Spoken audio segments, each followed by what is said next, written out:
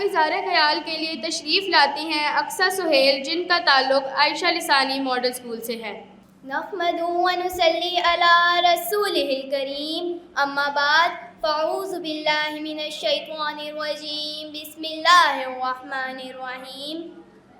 فرد قائم ربط ملت سے ہے تنہا کچھ نہیں، موج ہے دریا میں بیرون میں دریا کچھ نہیں۔ صدر ذی وقار، معزز استاد اکرام اور سامعین گرامی، السلام علیکم۔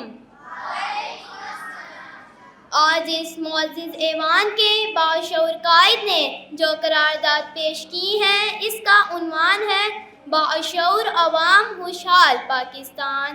صدر ذی وقار، میں اپنے موقف کی پرزور تائید کرتی ہوں۔ صدر ذی وقار، کسی بھی وطن یا ملک کی اصل طاقت اس کے وسائل نہیں، بلکہ اس کے باشعور، باکردار اور ذمہ دار شہری ہوتے ہیں۔ جو قوم علم، دیانت، قانون کی پاسداری اور باہمی احترام کو اپنی پہچان بناتی ہے، وہ ترقی، استحکام اور خوشحالی کی راہ پر گامزن رہتی ہے۔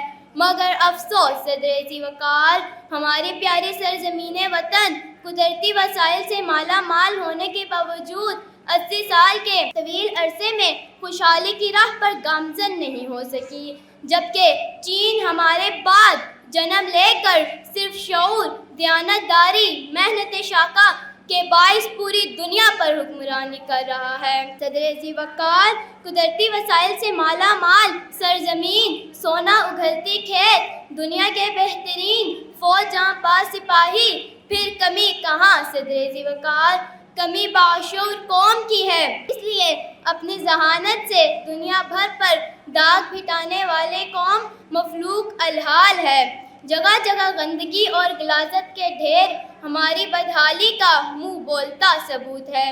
صدر ذی وقار، اب ذرا دیکھتے ہیں کہ کمی کہاں ہے۔ کمی ہم میں ہے، ہمارے شعور میں ہے۔ اسلام کہتا ہے صفائی نفس ایمان ہے، ہم نے گلیوں کوچوں میں گندگی بھر دی۔ اسلام کہتا ہے رشوت لینے والا اور دینے والا دونوں جہنمی ہیں، ہم نے رشوت ستانی کو عام کر دیا۔